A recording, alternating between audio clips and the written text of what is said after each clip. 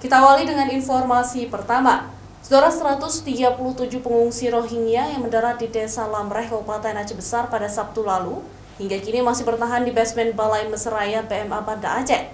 Mereka menanti relokasi ke tempat penampungan selanjutnya yang disediakan pemerintah bersama UNHCR dan IOM. Pengungsi Rohingya masih bertahan dengan kondisi seadanya di basement gedung Balai Mesraya Aceh sejak minggu lalu karena pihak UNHCR, IOM, dan pemerintah belum merelokasi mereka ke tempat penampungan selanjutnya.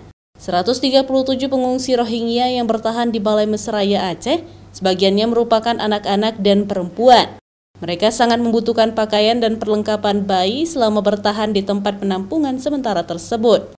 Meski sempat terjadi penolakan terhadap 137 pengungsi Rohingya saat mendarat di Aceh Besar, namun tak semua warga Aceh menolak kehadiran mereka.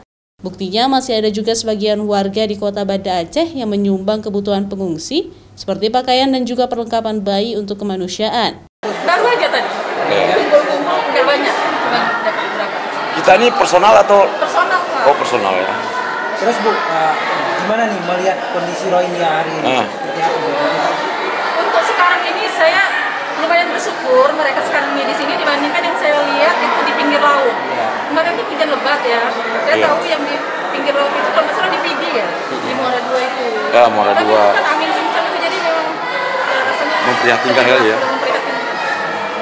Namanya ini kondisi darurat, yang emergensi begini, kita ya inilah maksudnya lebih untuk untuk kemanusiaan gitu ya, untuk membantu emergensi seperti ini. Saat ini jalur pengungsi Rohingya yang sudah mendarat melalui perairan Aceh sebanyak 1.684 orang. Mereka tersebar di 8 titik di 3 kabupaten kota di Aceh. Raja Umar, Kompas TV, Banda Aceh.